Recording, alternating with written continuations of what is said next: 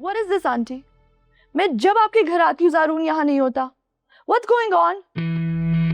Darling, कभी वो अपने ऑफिस, कभी तुम्हारे ऑफिस, कभी साइट के चक्कर, बस इन्हीं कामों में लगा रहता है आजकल. प्लीज मुझसे झूठ मत बोले. मेरे ऑफिस तो वो आता ही नहीं है.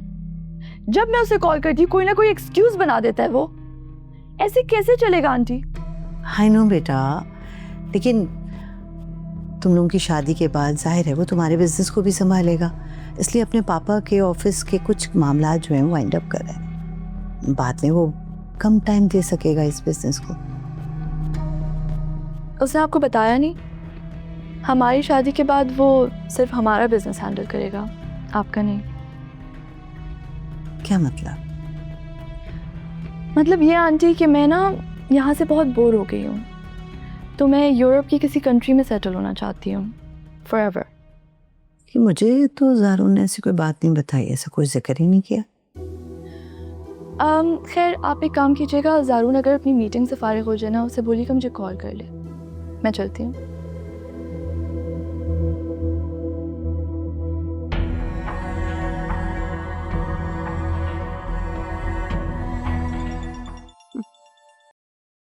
हेलो. हेलो यार, कहाँ हो तुम?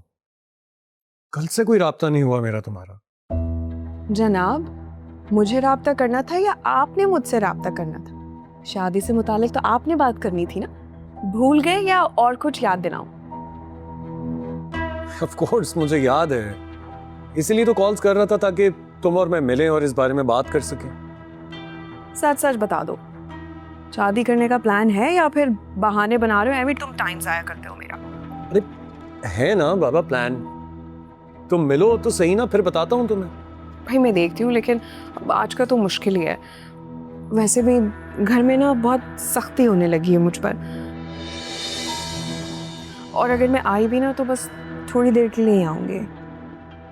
आई नो, मुझे खुद भी एहसास है इस बात का. लेकिन तुम घबरा क्यों रही हो? जल्दी घर छोड़ दूंगा ना वापस. हाँ ठीक है, लेकिन हम किसी पब्लिक प्लेस पर ही मिलेंगे.